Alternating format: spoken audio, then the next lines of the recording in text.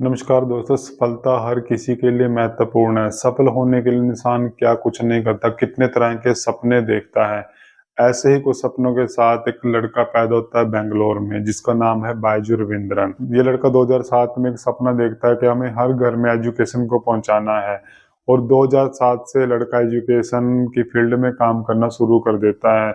तो 2011 में इसी सपने को साकार करने के लिए एक कंपनी बनाता है, जिसका नाम है think and learn private limited. ये कंपनी क्लास फर्स्ट से क्लास 12 तक के बच्चों को शिक्षा देती है, उनको ट्यूशन पढ़ाती है, जिसका इनको बहुत अच्छा रिस्पॉन्स मिलता है। उसके बाद ये पीछे मुड़ के नहीं, और चलते चलते कंपनी 2015 में एक ऐप लॉन्च करती है जो है बायजूस। बायजूस का नाम हम सब ने सुना होगा, सब जगह बायजू को देखा है। आज अगर कहीं भी शिक्षा की बात होती है, कहीं भी ट्यूशन की बात होता है, सबसे पहले नाम आता है बायजूस। बायजू रविंद्रन ने बायजूस का नाम अपने ही नाम के ऊपर रखा, और बायजूस ऐप को बनाने का डिसीजन इनका एक बहुत अच्छा डिसीजन था, क्योंकि ये ऑनलाइन कोचिंग में क्रांति लाना चाहते थे बायजूस ऐप से। और जो एक सही डिसीजन इनका साबित हुआ। हर बच्चे की जुबान पे सिर्फ बायजूस का नाम था। जो भी ट्यूशन पढ़ना चाहता था, जिसको अच्छी स्टडी करनी थी, सबकी जुबान पे सिर्फ एक ही नाम आता था, बायजूस। जब 2019 में कोविड आया था, तब उस टाइम पे सारे स्कूल, सारे कॉलेजेस एंड सारे ही के सारे जो ऑफलाइन कोचिंग सेंटर थे, सब बंद हो चुके थे। लोगों को स्टडी तो करनी थी, लेकिन स्टडी का कोई ऑप्शन नहीं था, तो उनके पास सिर्फ एक ही ऑप्शन बचा था, वो था ऑनलाइन स्टडी करना। तो ऑनलाइन स्टडी में बायजूस पहले ही अपने कदम जमा चुका था। तो जो 2019 का पीरियड था ना, वो इनके लिए गोल्डन पीरियड साबित हुआ है। 2019 में इन्होंने अंधाधुंध कोचिंग देने वाली कंपनीज को खरीदना शुरू कर दिया, जिसमें सबसे बड़ा था आकाश। आकाश को इन्होंने $1 बिलियन यानी लगभग 8,000 करोड़ रुपए में खरीदा था। ऐसे इन्होंने वाइट एंड जूनियर, इपिक को भी यहाँ पे बाय कर लिया। यानी लगभग जितनी भी ऑनलाइन कोचिंग देने वाली कंपनी थी, लगभग सारी कंपनीज को बायजूस ने खरीद लिया था। 2019 में बायजूस एक सबसे बड़ा स्टार्टअप बन के सामने आया था, क्योंकि इतना बड़ा स्टार्टअप आज तक कोई नहीं हुआ था जितना बड़ा स्टार्टअप बायजूस बन गया था। बायजूस ने अपनी पहचान बनाने के लिए इंडियन क्रिकेट टीम को स्पॉन्सर किया। उन्होंने बीसीसीआई के साथ कोलैबोरेट किया, और हर आप देखते होंगे खिलाड़ियों की वर्दी पे आपको बायजूस का ही नाम दिख रहा था। 3 साल तक इन्होंने इंडियन क्रिकेट टीम को स्पॉन्सर किया है बायजूस ने, क्योंकि अपनी पहचान देश विदेश सब जगह बनाना चाहते थे। उसके बाद 2022 में फीफा वर्ल्ड कप हुआ था जो फुटबॉल का, उसको भी इन्होंने स्पॉन्सर किया था बायजूस ने। यानी कि इंडिया की पहली कंपनी थी बायजूस जिन्होंने फीफा वर्ल्ड कप को स्पॉन्सर किया था। इस तरह से बायजूस एक दुनिया की सबसे बड़ी टेक कंपनी बन गई। यानी बायजूस की अगर हम तुलना करें तो एक टाइटैनिक जहाज था, जैसे दुनिया का सबसे बड़ा जहाज, तो एक तरह के टाइटैनिक जहाज बायजूस बन गया था। लेकिन क्या होता है ना, जब कोई कंपनी इतना ग्रो करती है, जैसे टाइटन में क्या हुआ था, एक छेद हुआ तो टाइटन डूब गया, तो ऐसे ही बायजूस में भी एक छेद हो गया था, जिसकी वजह से बायजूस डे पर डे डूबता ही जा रहा है। तो आइए हम स्टोरी को समझते हैं कि इतना ग्रो करने के बाद ऐसा क्या हुआ कि बायजूस में आज इतनी प्रॉब्लम। हम आज इसी पे बात कर देंगे कि इतनी बड़ी कंपनी, इतने करोड़ों की कंपनी को आज क्या हो गया कि बायजूस एक ऐसी जगह पे खड़ी है जहां पे उसको एम्प्लॉइज को सैलरी देने के पैसे नहीं है। एक टाइम पे शाहरुख खान, ऋतिक रोशन, लियोन मेसी जैसे फुटबॉलर, बड़े बड़े सेलिब्रिटीज बायजूस की ऐड करते थे, बायजूस के ब्रांड एम्बेसडर हुआ करते थे। लेकिन आज एक ऐसी नौबत आ गई ना, जो बायजूस के ओनर है बायजू रविंद्रन, उन्होंने अपना घर गिरवी रख दिया है एम्प्लॉयज को सैलरी देने के लिए। उन्होंने जो उनका घर था बेंगलोर में, उसको, और एक उनका अंडर कंस्ट्रक्शन था घर, यानी पूरी फैमिली की जो प्रॉपर्टी थी उसको गिरवी रख के 100 करोड़ रुपए जुटाए उन्होंने अपने 15,000 एम्प्लॉयज को सैलरी देने के लिए।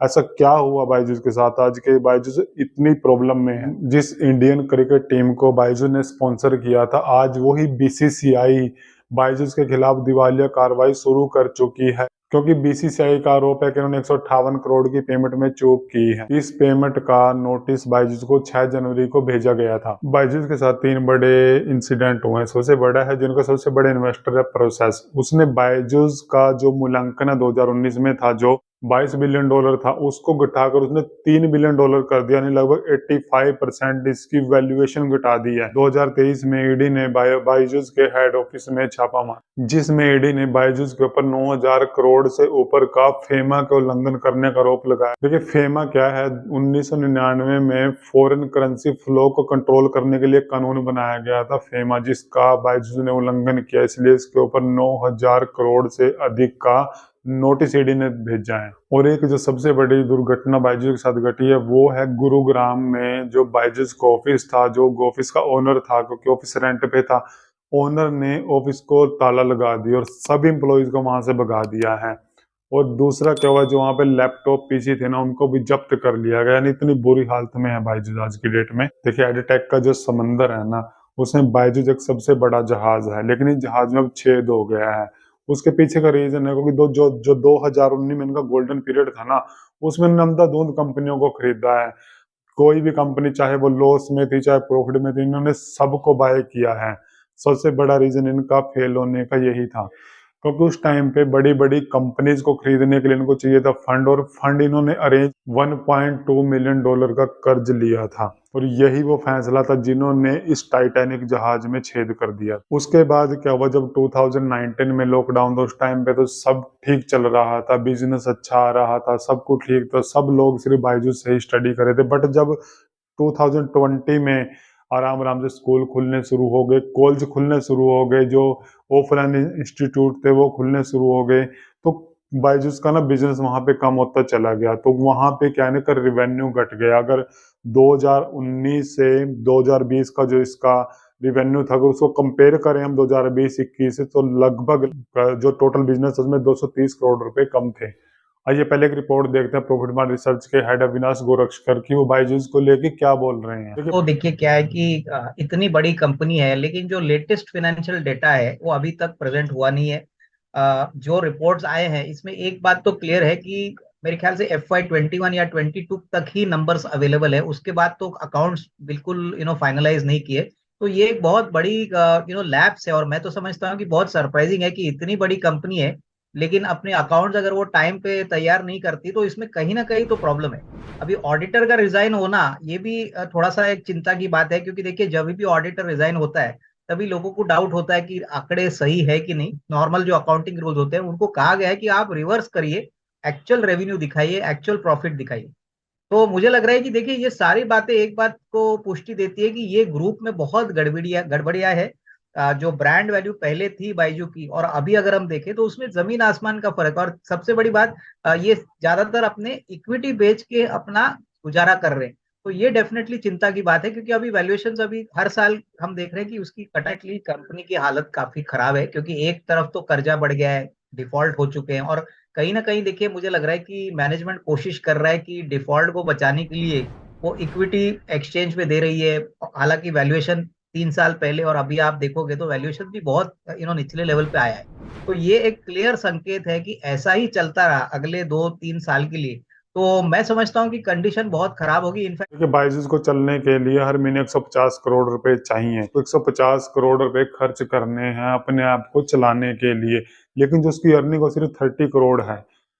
यानी जो 120 करोड़ रुपीज है वो हर महीने उसको कर्ज चाहिए, हर महीने उसको वो अरेंज करना ही करना है अगर आप उसको बायजूस को चलाना है। अगर इसको एनुअली निकाले तो साल में लगभग 1500 करोड़ रुपए बायजूस को चाहिए चलने के लिए। यानी बायजूस को अगर रन करना है तो 1500 करोड़ रुपए उसको साल में चाहिए ही चाहिए। ये सिर्फ एक्सपेंसेस हैं। 2019 बायजूस के लिए बहुत अच्छा चल रहा था, लेकिन जब 2021 के फाइनेंशियल रिजल्ट बायजूस को निकालने थे तो उसने उसमें बहुत देरी की, क्योंकि जो 2019 का इन्होंने दिखाया तो सिर्फ एक दिखावा था, यानी कि बबल बना हुआ था, बबल जाके अब फूटा है। क्योंकि 2021 में इन्होंने जब आंकड़े बताए तो 18 महीने लेट इन्होंने अपने जो फाइनेंशियल रिजल्ट हैं वो बताए। जब ईडी की रेड पड़ी थी अप्रैल 2023 में बायजूस के खिलाफ लगातार मिल रही शिकायतों के बाद प्रवर्तन निदेशालय ईडी ने बायजूस के सीईओ रविंद्रन के ऑफिस और घर पर छापा मारा था।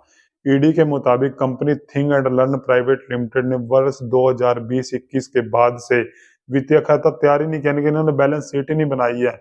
कंपनी के खातों की ऑडिट भी नहीं हुई। इनका ऑडिटर था डिलॉयट, उसने रिजाइन कर दिया। यानी जो ऑडिट करती है कंपनी डिलॉयट, उसने ही इसको ऑडिट करने से मना कर दिया, क्योंकि उसका 2025 तक कॉन्ट्रैक्ट था। बट उन्होंने इनके ऊपर आरोप लगाया है कि ये अपनी बैलेंस शीट तैयार नहीं करते, इनके फाइनेंशियल्स हैं वो निकाल के नहीं देते हैं। डेलोइट ने रिजाइन कर दिया है। तो ये इनका सबसे बड़ा झटका था जब डेलोइट ने रिजाइन किया है, क्योंकि उससे कहने की नेगेटिव छवि बायजूस की बन गई है।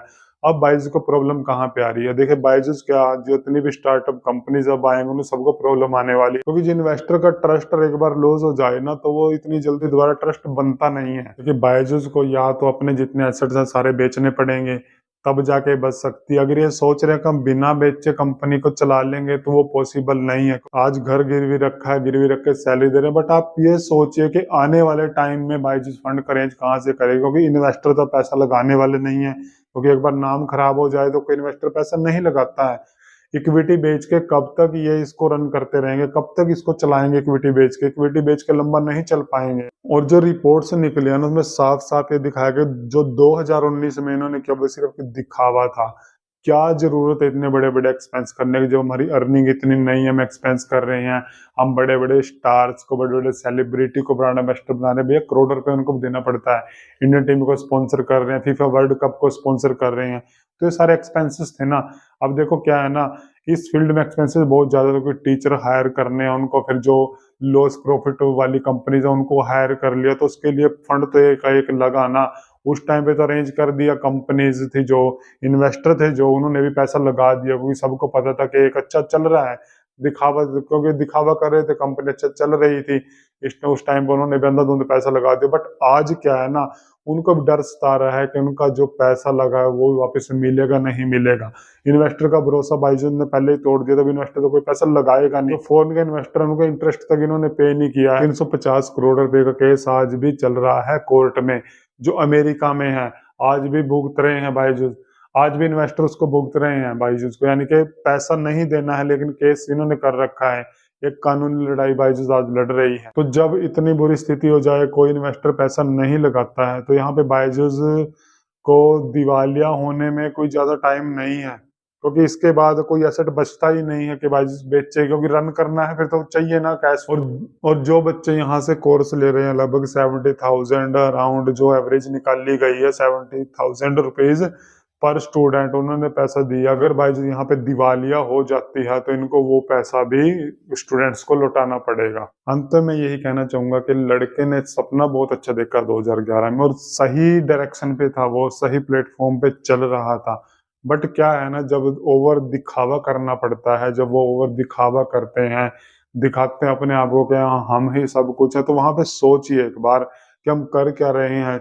जो पैसा है वो हमारा है, हम कर्ज उठा रहे हैं, क्योंकि कर्ज उठा के तो आप कितना ही दिखा लो, कितना ही दिखावा कर लो, हो जाएगा ना। लेकिन अंत क्या होता है?